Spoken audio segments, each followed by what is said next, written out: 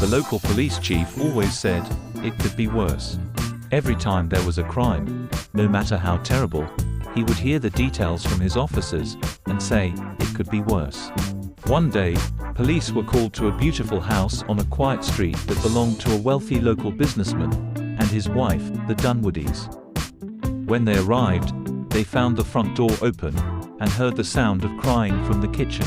The wife was sitting in a blood-drenched negligee at the kitchen table, crying hysterically. The husband was sitting calmly across from her, his hands covered in blood. He sipped a coffee. Bloody footprints led up the stairs to the master bedroom. A naked man was face up on the bed with a knife protruding from his chest. His clothes were on the floor, and there was £1,000 cash sitting on the nightstand. The investigating officers immediately called for the chief to come to the scene. "You know what he'll say," said one. "It could have been worse." A while later, the chief arrived along with the crime scene unit and a couple of detectives. The chief winced as he looked at the bloody scene in the bedroom, then walked away shaking his head. "Well, it could have been worse," he said. One of the cops, feeling brave, called out to him.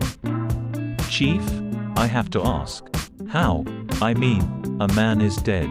His family is destroyed. Mr. Dunwoody found out his wife is a high-priced escort and committed murder, and now the Dunwoody's kids' lives are ruined.